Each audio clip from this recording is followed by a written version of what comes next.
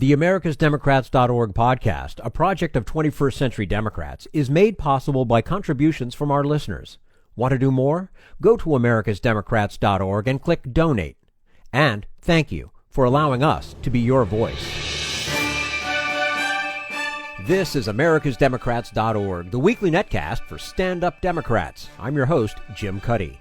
With the big to-do over choosing a new Democratic National Committee chair, former DNC head and Senator Fred Harris says the message has to be, we care about you too. Author Vinnie Rotondaro examines how Trump preyed upon the physical pain of many voters. And Bill Press talks with Ben Wikler, the Washington director of MoveOn.org.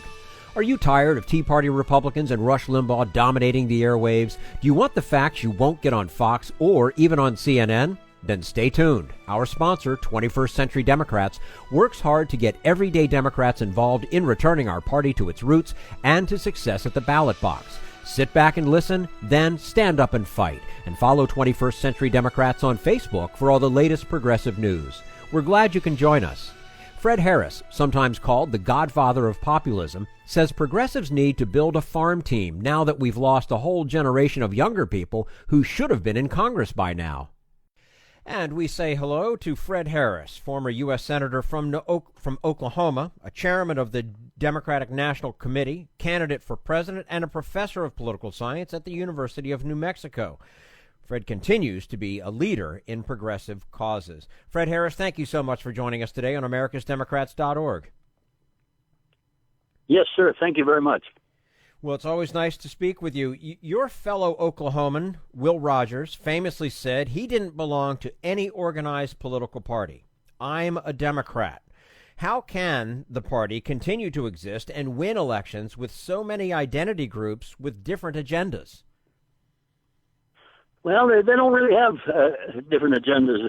Some of them may think they do, but there isn't any reason why we couldn't come together under the kind of thing that Paul Wellstone said. Everybody does better when everybody does better, and that's really true. I think that we've got to have an economic class analysis. And that's what populism means, and the populists are in a majority in this party and all around the country. But you've got to also realize that if you tried to, for example, follow the philosophy of John Kennedy said, rising tide lifts all ships, you'll find that that's wrong. You still have sexism and you still have racism, and they have to be attacked too. And just as we are attacking the problems of the economic class and inequality of wealth and income. So the Democratic Party is democratic. What people, I haven't much use for people who say, well, the reason we lost was the Democratic Party did this and the Democratic Party did that. Listen, what you ought to do, what everybody ought to do that cares about policy and about politics, is go to the ward meetings, which are going to be coming up all around the country of the Democratic Party this coming March, this spring. And it's easy to do. If you want to be, you'd probably be automatically elected your precinct chair.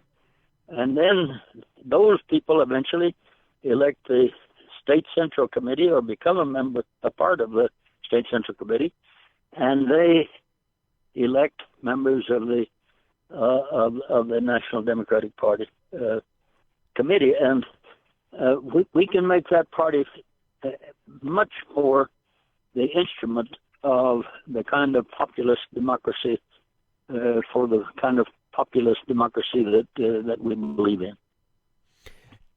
Do you think the disconnect between the Democratic Party of FDR and the Trump voters, is it a matter of middle America resenting people with the education and the prosperity that they failed to achieve? I don't think it's a resentment. I think it's really the feeling that they're sort of been left out. It isn't true that they've been left out. The Democratic Party platform Bernie Sanders has said is the most progressive platform in the history of the Democratic Party. And Elizabeth Warren has said that Hillary Clinton was the most progressive Democratic candidate for president ever. And that's really true.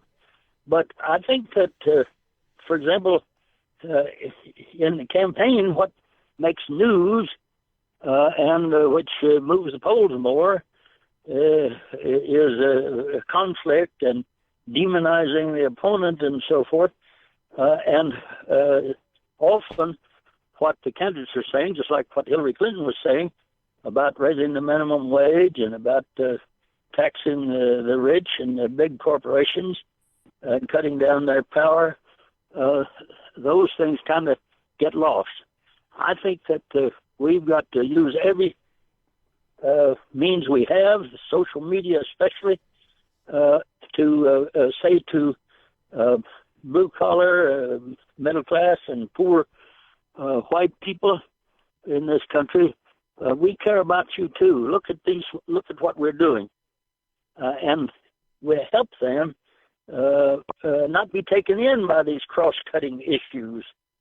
Like, used to, the Republicans used communism or then later law and order and so forth as cross-cutting issues to get people, for example, according to that book, What's the Matter with Kansas, to get blue-collar white people to vote against their own interests, their own economic interests.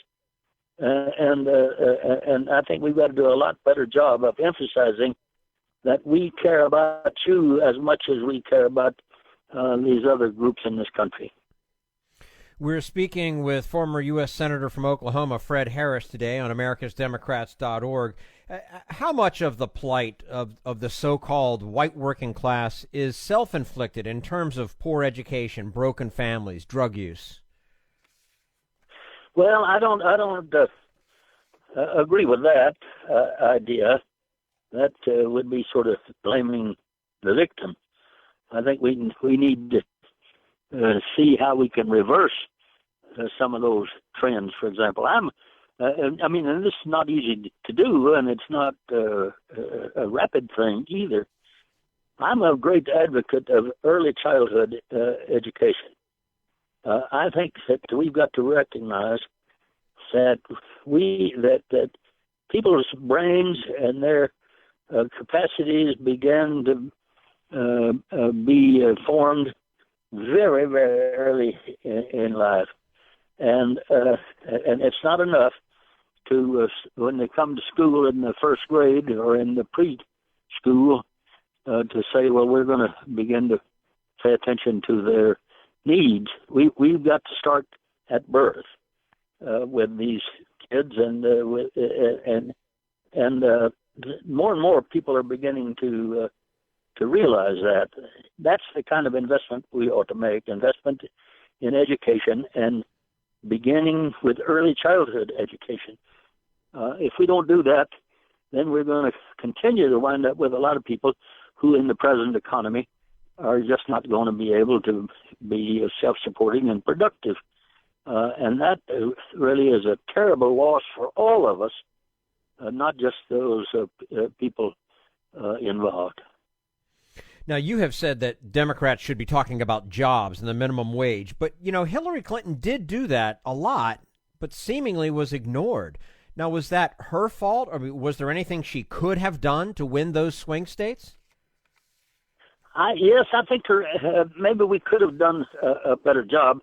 But let me just back up and say, I don't have much patience with people who say, well, we lost this because Hillary didn't do the right things or say the right things. Listen, first of all, she won the popular vote in the country by nearly 3 million votes. So we didn't lose the election. And if you're looking for somebody to blame for our loss, I would say you could right away say Putin, Comey, and the Electoral College. That's easy enough. I think what's be much more productive is to realize that we've got to be a little smarter, and the media's got to be a little smarter to help get the real issues and policy discussions more out to the people. And I think we can do that. But I remember, for example, one day toward the end of the campaign, I was watching on television. I think it was MSNBC, and they were showing live a speech by Hillary Clinton, and she started out talking about the rather glaring kind of liabilities of Donald Trump, but she didn't spend a whole lot of time on that. But then she said, but this is not a campaign about what we're against. This is a campaign about what we're for. And that's what I primarily want to talk to you about now. And at that moment, her mic went dead. They closed off her sound. They still showed her on the screen speaking, but we couldn't hear what she said. And the commentator, which was a woman, I forgot who, began to talk about the Hillary campaign, and we never heard what was the really gist and the great part of her speech, which was on issues. That I think we could have been a lot smarter, maybe, and better at getting around that kind of bias of the media to report on the conflict and the criticism and attacks and so forth, and not on the issues. And the media could do a lot better job too. And I hope we're going to get better at that. Presumed leaders of the progressive movement, Bernie Sanders, Elizabeth Warren, are, frankly, by definition, elderly. Should Democrats and progressives be looking for perhaps total outsiders like a Trump to excite voters? I think that what we need is a lot more attention to building a farm team. A long time ago, the Koch brothers and others started, Lewis Powell suggested this kind of thing way back a long time ago, before he became a Supreme Court member, to the National Chamber of Commerce. And get people involved in running for school board and state legislature and city council and so forth. That's the way you build a farm team. Right now, we haven't done that like we ought to have done in the country. And so we let these state legislatures, for example, get, and that's really a feeder position for higher office, particularly the Congress of the United States. And so what has happened is that we've lost a whole generation that right now, the Democrats, ought to be in Congress. They would have been in the state legislature, and then become better known and organized, and then they would have been elected to Congress. We've got to stop that. People like Jim Hightower are really interested in that, and there's an organization, too, that Jim Hightower and Senator, let's see, well, I was involved in it as well, has that in mind, building a farm team, and it's called the 20th Century Fund. And I think that's what the Democratic Party ought to be doing, is much more encouraging and recruiting candidates at the lower levels, too, not just at the national level. Mm-hmm. And again, sort of what you alluded to before, start rebuilding from the bottom up. That's right. That's right. There's, another thing that Jim Hightower and I have always thought about is if you go into any university and you talk to students, you find that a really strong majority of them are involved in some kind of service work. Even if it's, say, just helping hand out food to the poor in one of these kitchens for the poor, or some other thing like reading to poor kids or whatever. And but the same is true. You find in any town you go into, you find a number of nonprofit organizations that are doing great service work. And the trouble is that in the past, if you tried to talk to them about politics, they were really interested. They thought politics was dirty and all these politicians are just self-serving and so forth. And so here's a kid that's working in a kitchen for bringing food to poor people, who ought to begin to think, wait a minute, how come there are so many poor people? And Jim Hightower and I and a lot of others have had the idea that if you could just hook up those people all around the country and get them organized together and to see that they're all doing the same thing, each having a little part in it, but that we need to change policy at the state level and at the national level to make their local services not as vital and essential as they now are. You'd really have a political movement that could go. And the Democratic Party is, I think, is and ought to be the most important and influential entity for progressive politics in this country. And if we could just get more and more people to become go to their ward meetings and to be active in the party itself, we'd have less reason for complaint in the future that they're too dependent on big money. Amen to that. Fred Harris, former senator from Oklahoma and chairman of the Democratic National Committee and candidate for president and a professor of political science at the University of New Mexico, joining us today. Fred, as always, we appreciate your time with us here on americasdemocrats.org and look forward to having you back again soon. Thank you. You are quite welcome. And this is americasdemocrats.org, the weekly netcast for Stand Up Democrats.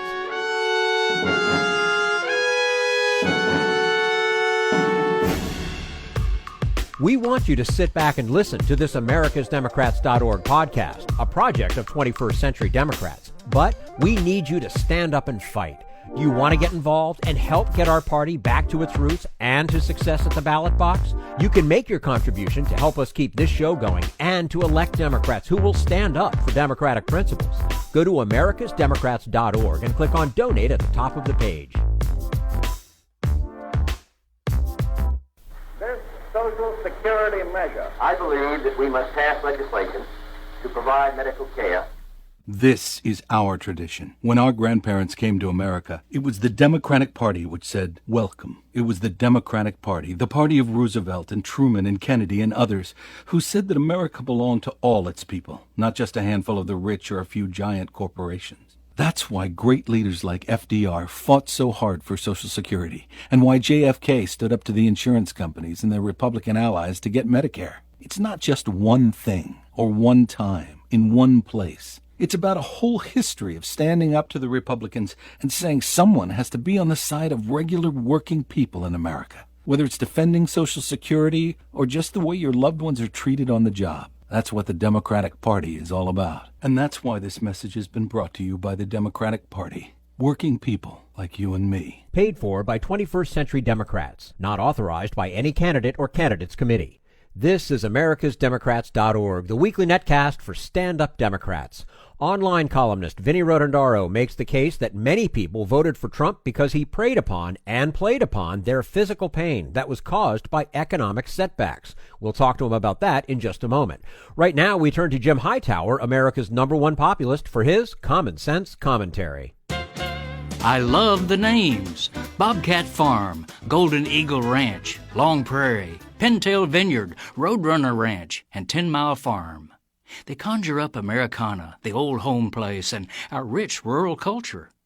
Less bucolic, however, is the fact that all are part of a massive Wall Street investment scheme called Farmland Partners, Inc. It's run by a couple of slicks trained in mergers and acquisitions as executives at the investment powerhouse Merrill Lynch. Rather than sodbusters, Farmland Partners are taxbusters, using a legalistic plow called REIT, Real Estate Investment Trust, to get enormous tax breaks to subsidize their scheme. With this special subsidy, the partners have attracted hundreds of millions of dollars from investors to buy up farms and ranches, They now own 295 ag properties, covering 144,000 acres in 16 states. Of course, the Wall Street plowboys don't soil their own soft hands by actually farming. No, the syndicate hires tenant farmers to do the sweaty work of plowing, planting, and nurturing the crops.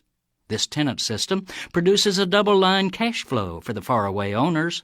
Farmland Partners charges the tenants rent for tilling the corporate soil. Then the partners harvest a sweet share of any profits from the sale of crops the tenants produce. Meanwhile, the young farmers America desperately needs, those who actually want to, farm, are having a hard time finding affordable land to get started. These new generation farmers can easily be outbid for good land by Wall Street speculators who have the cash flow from tenants and the subsidy from taxpayers to underwrite their financial contrivance. This is Jim Hightower saying, to prevent the money schemers from literally walling off young farmers and to fight this insidious Wall Street takeover of agriculture, connect with youngfarmers.org. If you'd like more of Jim Hightower's real populism, check out the Hightower Lowdown. Jim's monthly newsletter gives you the real lowdown on which corporations, by name, are doing what to the middle class, our environment, and our democracy. Each month, the Hightower Lowdown brings you facts you didn't know, along with actions you can take to fight back. It also comes with a sense of humor. Hightower believes we can fight the gods and still have fun. Plus, get this, it's cheap. Only $15 brings you 12 issues a year. For real populism, go to hightowerlowdown.org.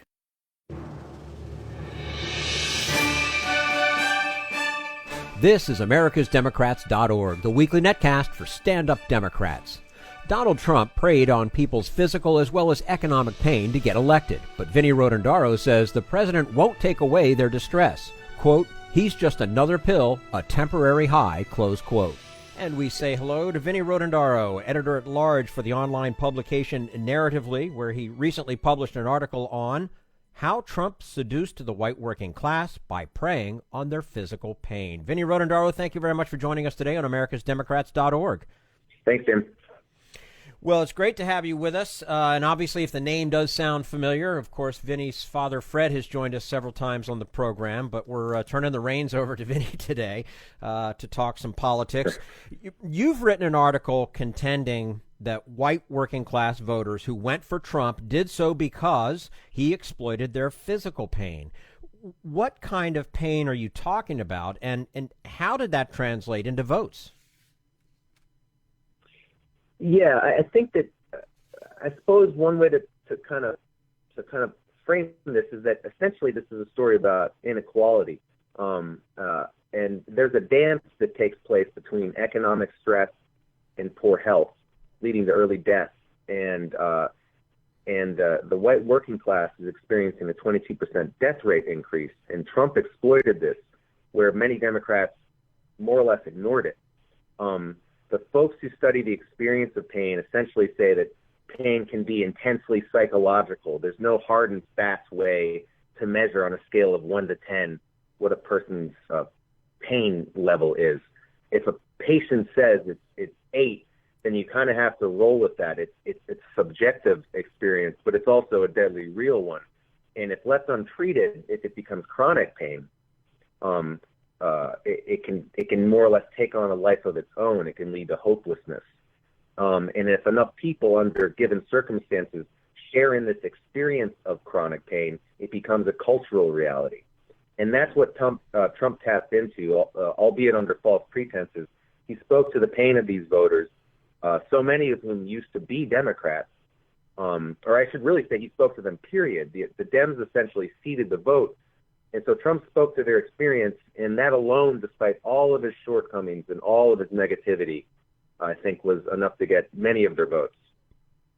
Yeah, a lot of people forgave a lot of stuff over the course of that campaign. Right. That's for sure. Yeah. And I find it somewhat ironic that Hillary Clinton, whose husband was famous for feeling your pain, wasn't feeling any of it among the people who might have made her president. Was it that her policies were in line but not her message? I think that from the point of view of the white working class, the blue-collar vote, I think that there was no message. She didn't come out to visit these people where they lived enough, if at all. And And so they got her message by way of the media, Fox News, or even worse, on the internet, conspiracy theories and fake news. Or they saw her on TV with Beyonce. I think that ultimately her message didn't really get through to them. And I think that ultimately we have, as Democrats, we have to admit that her message was weak. Stronger Together, I'm with her. I just think it wasn't powerful enough, and it didn't speak to the pain that really does exist in this country. All that said, I think that obviously, unlike Trump, who's a fascist, Clinton would have responded to political pressure, and in the long run, that would have been better for everyone, including the white working class. Trump's a madman, and I do think that what can I say? I understand how people voted for Trump or why they did, but I don't think that it's rational. I agree with that 100%. I mean, that's a real desperate move to take a person, the person that he displayed that he is throughout that campaign, yes, and to think that that's a legitimate, decent choice as a president of the United States, the strongest country in the world. Yeah, I'm not even sure that people thought it was a decent choice. I think that there's a level of desperation of at least it's something different, and I think that these are the days of our lives. I mean, it's scary and sad. Yeah, absolutely. Well, and Hillary Clinton won not only a majority of all voters, she also won a majority of voters with incomes under $50,000.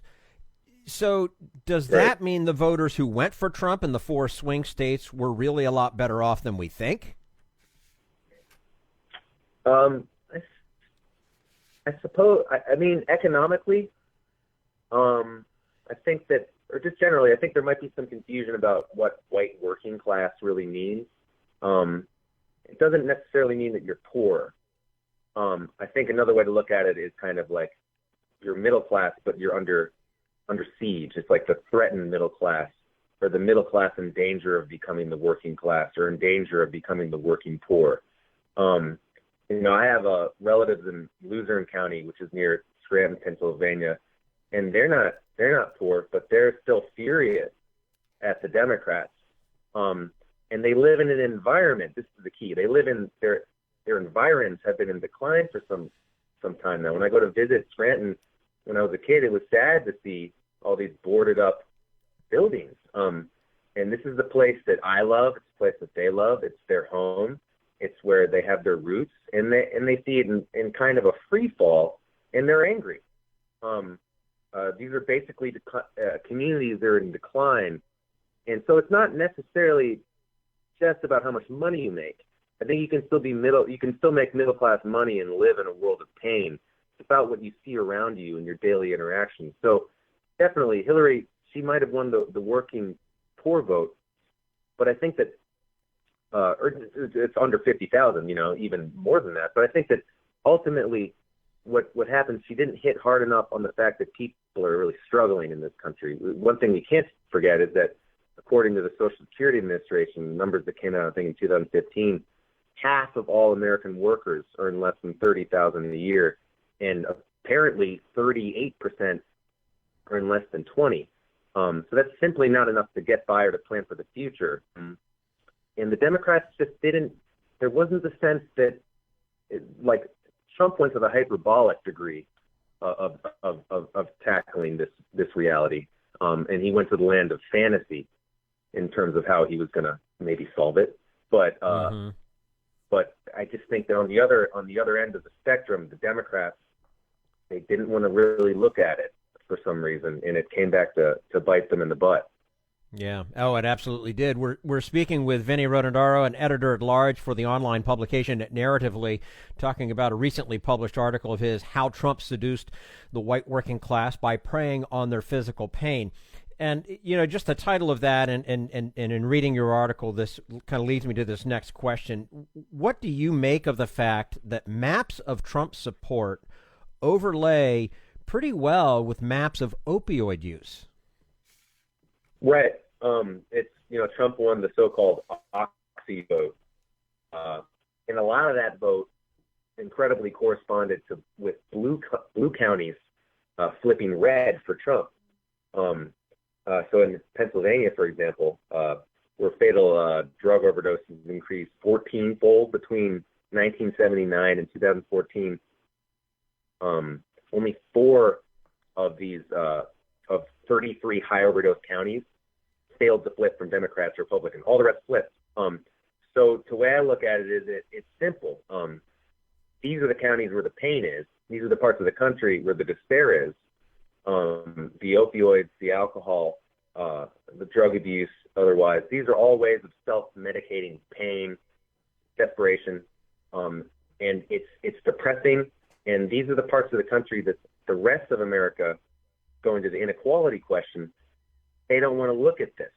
You know, you're in the big city and there's great food and nightlife and everything's glittering and there's all sorts of different people walking around. You don't want to think about these kind of these sort of depression zones. But from a holistic point of view, from kind of a body politic point of view, if you're looking at America like a doctor would, you know, you can't ignore cancer in any one part of the body and think it's not going to come back and get the rest of you. And that's what I think is happening right now. We ignored these realities for too long. We just swept them under the carpet. And in 2016 with the election, you know, now it's metastasizing. Well, and Vinnie, aren't the people in pain whom you write about also the kind of people who believe in self-reliance and, you know, not blaming others? I mean, to what extent are these social pathologies their own doing? There's no doubt about it. I quote J.D. Vance, the author of Hillbilly Elegy, in the article, and he talks about this so much in his book. Less middle class folk, more kind of working poor or working class folk. But there's no small amount of like cultural hypocrisy at play. A lot of times you hear people say, you know, like non-whites take food stamps, or, you know, they're on welfare. But the people who say it may be taking food stamps and they be on welfare. So it's just blatant. There's scapegoating, blaming of immigrants, irrational fear sometimes of terrorism. And a lot of the problems at this point, I think that, you know, the hopelessness and the desperation, that's a temptation when you're in pain that you have to fight against. And they're not fighting hard enough against that temptation, that to be distrustful of outsiders or to circle the wagons or to give in just literally with the opiate epidemic into hopelessness. They need to tap into and summon some of the strength and courage that made their parents and grandparents. My grandfather, for example, who lived a very hard life as a coal miner, but he was still a happy guy. There's something about the resilience that was at play in that at that time and in those communities that's missing now. And so, you know, economically, it needs to be better for them. They are victims at that level. But on the flip side of the question, you know, there is an element of moral character here, and I think that's it's a weak spot right now for them. So, and they also, I think that they need to realize, in the grand scheme of things, Trump's not going to solve their problems. He's not going to take away their pain. He's basically just like another pill. He's a temporary high, and I think the Democrats need to get their act together, but the white working class needs to get their act together too, and they need to come around to this very obvious fact about Donald Trump. You know, you just brought something up too, because much of the pain you document is a psychological pain, which I think you've touched on, and is based on hopelessness. But do these voters really believe that Trump will magically restore the coal mines and steel mills like he's promised? Apparently, some of them do. You hear some people, or at least I see in articles, you know, quotes from people who say they really think he's going to do that. Now, I didn't write the story, so I don't know where the quote came from and how it was the context of it, but some people do, and that's delusional. These jobs aren't coming back. But again, I think that really we can't fall for caricatures of the problem anymore. And the problem being, why do people vote for Trump? I think that it's not as if all Trump voters think that believe in magic and believe that the jobs that their parents or their grandparents had are going to come back and we're going to be an industrial economy again. I think that so many people really did vote out of desperation or protest. They thought that Hillary Clinton, the Democrats, weren't talking to them, which the Democrats and Hillary Clinton weren't. And I think that there's this sense of, hey, it's not going well for us. We're stuck in this hole, and we're not ourselves anymore. And God knows what Donald Trump will do, but at least it won't be the same kind of politics represented by Hillary Clinton, Barack Obama, where the economic recovery basically passed over these parts of America. So, and at the very least, Trump's talking to us. He's knocking on our door. So, what the hell? Let's give it a shot. I think that's another big part of this puzzle. So there's some delusional thinking, but there's also desperation, and both need to be addressed. Well, and I have a feeling that they're going to be addressed rather aggressively over the next few years. I bet. Yeah. Vinnie Rotondaro, editor-at-large for the online publication Narratively. We were just discussing a recently published article, How Trump Seduced the White Working Class by Preying on Their Physical Pain. Vinnie, thank you so much for joining us today on americasdemocrats.org. We look forward to having you back again soon. Great. Thanks, Jim.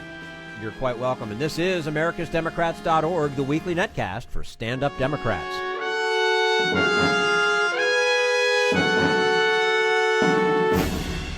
We want you to sit back and listen, but we need you to stand up and fight. Help get our party back to its roots and to success at the ballot box. Make your contribution to keep the americasdemocrats.org podcast, a project of 21st Century Democrats, on the air, and help elect stand-up Democrats. Go to americasdemocrats.org and click on Donate at the top of the page.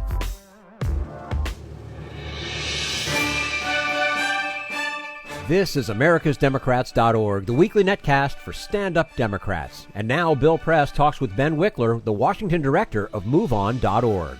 We want to talk more about the resistance, the town halls, yes, but even beyond that, how you can plug in. One organization that's been doing that for years now, they know what they're up to, is MoveOn.org, and Ben Wikler is the Washington director of MoveOn.org, joining us in the studio. Ben, there's such a wide range of issues, right, that are driving these protests. A lot of it, as we've discussed, is Obamacare, but not exclusively. It's climate change, right? Absolutely. It's the Muslim ban, right? And there will be others. Does the movement need like one big victory to kind of keep it going and give it some extra shot of energy? Well, I think that we actually are winning already. And I point to the Affordable Care Act specifically. And that is something where, again, they plan to pass it. And every day they don't repeal, we are winning. And it's worth celebrating and recognizing and pointing that out. Yeah. I would also say every time... And by the way, it takes longer to get things done, as we know, in Congress anyhow. But they're the ones who said, Mitch McConnell, Paul Ryan, Donald Trump, day one. Absolutely. So, so they're the ones who set up the test of day one. We will judge them by their own yardstick. Exactly. That's absolutely right. Yeah. Now, this spring there are 5 big marches planned. There's on the 15th. There's the Tax Day March. Okay. Move On will be helping turn folks out for that. That started with a former Colbert Report writer who saw Kellyanne Conway go on TV. She said, "No one cares about Donald Trump's taxes," and he tweeted, "Let's show them we care. How about the next big march is on Tax Day." April 15th. Right. So if you go to taxmarch.com right now, you can sign up. There are more than 60 marches across the country. 300,000 people have RSVP'd for Facebook events for marches all over the United States. So that's going to be big. We have to put these up on our website. Make sure all of our friends will show up to Taxmarch. Well, that assumes that the audit is done by then.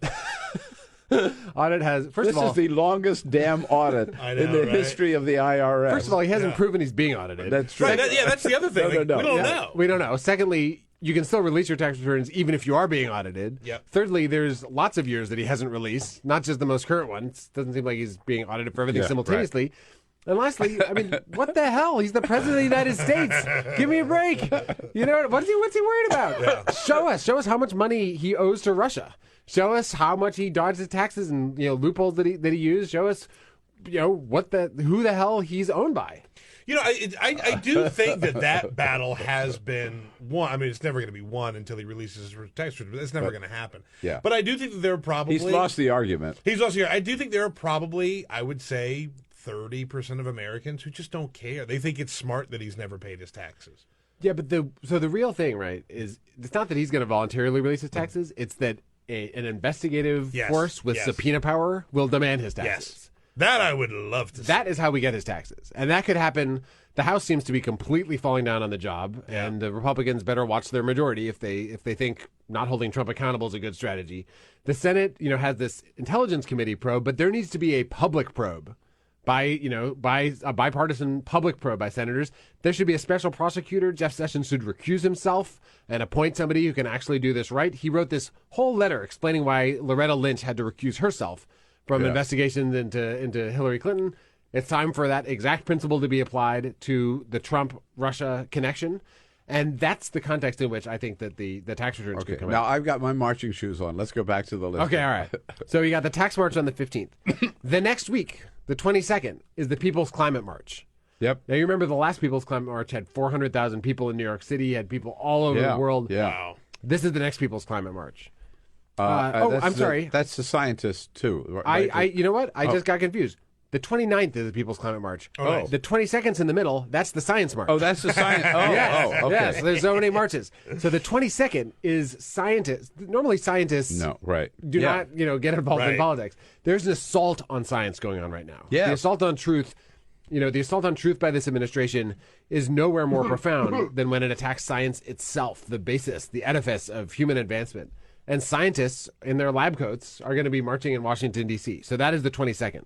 Yeah. The next weekend, the whole climate movement turns out. And the climate movement at this point is so far beyond the old stereotype of environmentalists. This is a movement of indigenous peoples, of folks from communities that, live near coal-powered power plants, of everyone who's concerned about this planet. Young people, this is one of the top issues. That'll be a huge march that represents the whole coalition of folks who want to preserve the planet for future generations. Then on the 6th, there's an immigrants march. Whoa. Okay, we're now into May? May, yeah. Right, so we now get to May. We get 3 in April, and we get, what happened to March? Everybody's marching. Well, okay. There will be protests in March. I have no doubt about that. Yeah, we just don't know what they are yet. There's but May 6th. May 6th, there's an immigration march. Ooh. I'm sure there will also be marches on May Day, which is May 1st. Oh, yeah. But there will be a big national immigration march on May 6th. This administration is targeting immigrants. The people in the administration not only are against undocumented immigrants, they're against legal immigrants. They're talking about cracking down on people who have gone through this incredibly circuitous, insane legal system to come here and contribute to the United States. And the Trump administration wants to kick them out and, close the portcullis on them. So that is going to be a big march, and it's incumbent on all of us to stand with them. And then on 11th, there's a Pride March. And, this administration, there had been this idea that maybe they were not going to target LGBT people. We saw that yesterday. Bingo. Out the window. Yeah. Right out the window. Revoking protection for transgender students at public schools. I mean, if you're part of, and almost every American is in one way or another, part of a group that has been marginalized or attacked at some point, do not think for a second this administration is not coming after you at some point. And frankly, coming after everyone. Anyone who needs health care in this country is targeted by this administration. So this is a series, and those are just the ones planned so far for the next few months. There will certainly be spontaneous fights. There will be more congressional recesses. The Tax Day March is in the middle of a big 11-day recess in April. And if you think that this resistance recess was big, the next one is gonna be a tsunami. And I think we're going to see one after another moment when people show up. Plus, the whole strategy that Indivisible has been calling for, I think, is really brilliant. It's to focus directly in on what it is that Congress is talking about at this particular moment, at each moment. They call it defensive, like ferocious defensive political advocacy. Mm-hmm. And as progressives, we like talking about our positive agenda, and certainly when we get to Election Day, part of what part of the reason why we want people to get elected from the Democratic Party and progressives to get elected is to fight for the positive agenda that we have. But there's also, not to be dismissed, the uniting power of no. When the right wants to do something terrible, coming together and saying, no, this right now is unacceptable. That is actually a uniting, powerful force. Mm-hmm. The rejection of extremism is something that can bring together a lot of people who might not normally be able to agree on something.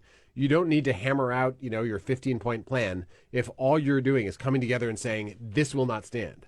Well, we certainly, if we learned any lesson from what the Republicans did for the last 8 years, that was their entire program. That's true. Just saying no. It's saying true. no to everything.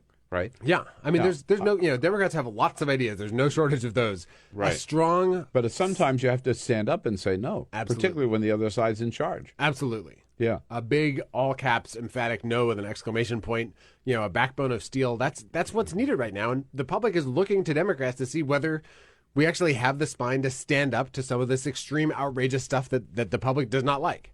So it really, actions and words speak very loudly right now.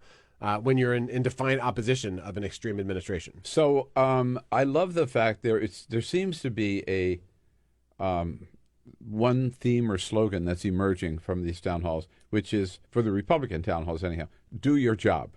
Do your job. Do your job. There it is. Yeah. It says so much, in three little words there. I love it. I don't know who thought it up, but it probably just emerged out of some crowd. I first heard Jason it at a Chaffetz protest. is the first time I heard it. There, I first heard it outside in a big crowd. I first heard it outside the Supreme Court. That was Democrats holding a protest against the travel ban. Oh, wow. And people started telling them to do their job. And what they meant was, do your job and stand up to this guy. Mm-hmm. And that's part of what they're saying to Republicans too.